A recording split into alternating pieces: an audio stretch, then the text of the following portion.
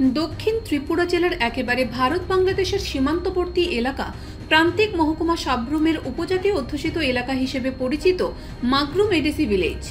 Sabroom Rupaichhari RD ব্লকের অধীন মাগরুম ADC ভিলেজের Chintaram পাড়া সহ গোটা মাগরুম এডিসি ভিলেজের বিভিন্ন এলাকাগুলিতে প্রধানমন্ত্রী জল জীবন মিশন প্রকল্পের বরাদ্দকৃত লক্ষ লক্ষ কোটি কোটি টাকা আত্মসাৎ করে নিচ্ছেন এক শ্রেণীর দুর্নীতিবাজ ঠিকাদাররা।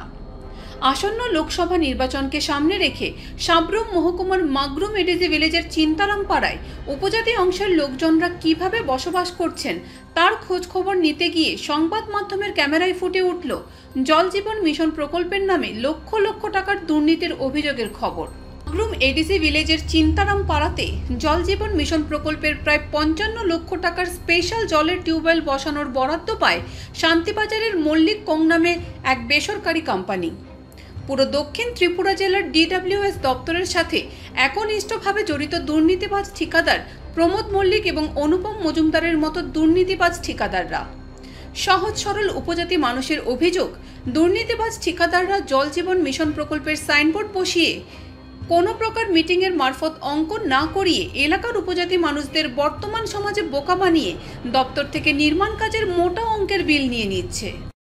মাগরুম এডিসি ভিলেজে জল মিশনের সাইনবোর্ড ইদি পুরা ইয়া পুরা রং দিয়া মানে ইয়ান পুরা লেখবার কথা ওখানে ইয়া পুরা পোস্টার লাগাইয়া দিছে এভাবে পুরা পুরা মাগরুমে তো পুরা এই এরকম অবস্থা, মানে পুরা মাগরুম এলাকাতে এরকম পুরা পুরা এরকম অন পুরা সামনে গেলে বনয় পাড়া অন পুরা ট্যাঙ্কি নিচে গেলে ওই পুরা এরকম পুরা সব পুরা এরকম পুরা লাগাইছে।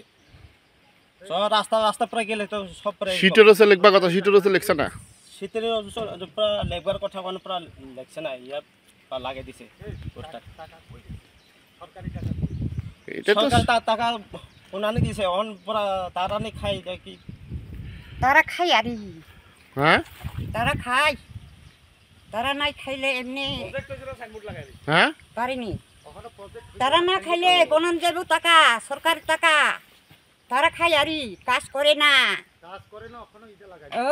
কাজ করিয়া কাজ না করে বাদে এই শেষ হয়েছে মাগরুম এলাকার জল দিছে এই কইছে আরি। ত্রিপুরা থেকে বিক্রম কর্মকারের report, U Bangla TV. U Bangla TV হৃদয় ছুঁয়ে যায়।